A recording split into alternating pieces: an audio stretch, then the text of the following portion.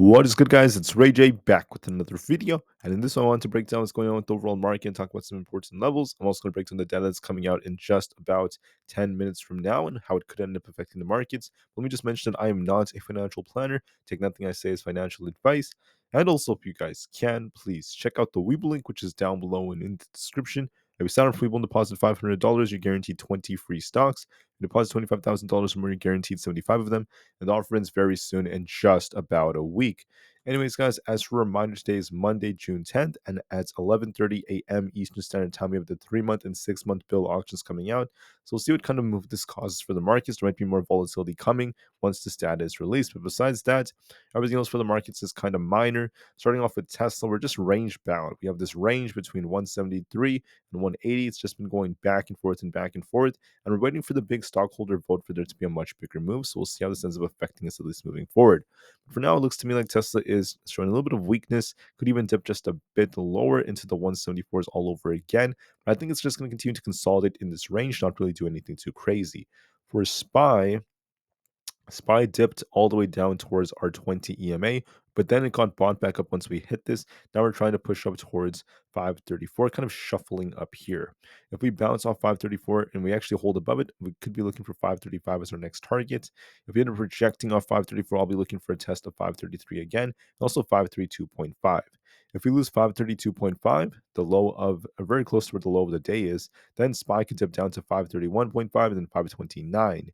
If we hold above the support, if we hold above 533 and 532.5, yes, this could continue to consolidate. But overall, right now, SPY is testing 534 and kind of shuffling, so we'll have to see how it does.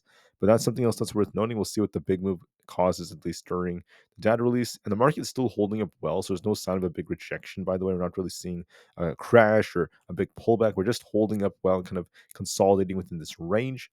For Nvidia, it's very similar. We're also consolidating within this range. We have resistance currently around this 122 area. 122.5 is the zone I'd be watching for. And we did see a dip on Nvidia. I did say that there would likely be a dip coming. It did happen. We did dip all the way down to 116 only to get bought back up. So far it's holding up very well.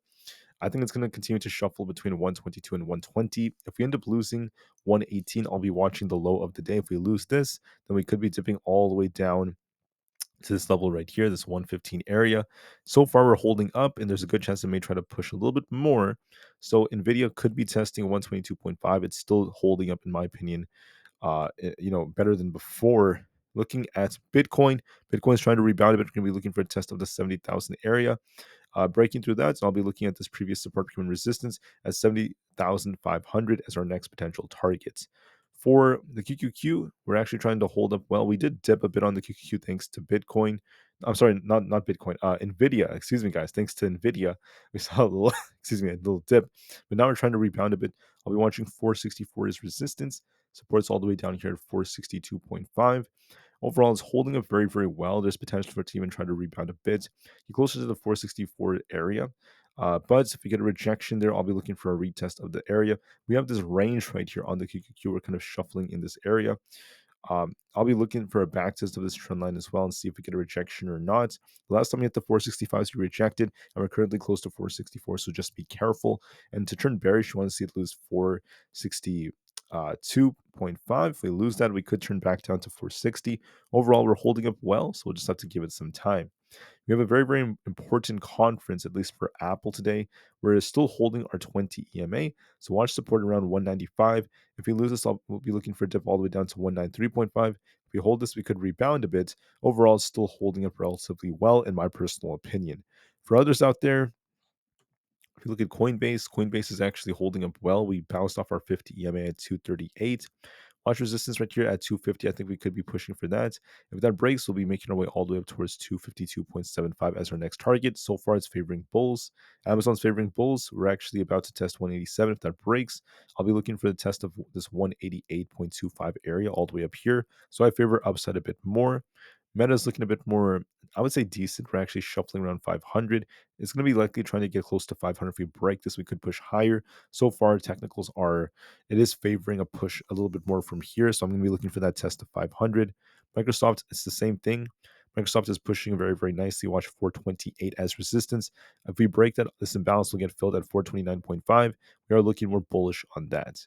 Now, unfortunately for the memes, like I said in my earlier video, a pump and dump scheme was going on. GameStop is dumping right now. We're going to likely fill this gap down to 23, but then we could bounce after that. But I do see more downside potential. We could, to turn back to bullish, you want to see it break past 32. Instead, we're favoring the downside for a move down first. AMC is barely at support. We're going to likely be dipping all the way down to about the 4.5s. After all the halts and such, it's not really doing a good job at holding up. So there's a risk of the memes sinking down as the market is once again continuing to hold up. So we'll see what happens. The market is still, holding up well. Now SPY is trying to get back above 534. We'll see if we hold that. If that's the case, 535 will be our next target. And I just wanted to call out that we'll be watching some data coming out. So look for some volatility around 11:30, and we'll see how things end up going from here. That's Eastern Standard Time, by the way. All right. So I'll see you guys very soon. Thank you all so much for listening. Have a great day and peace out.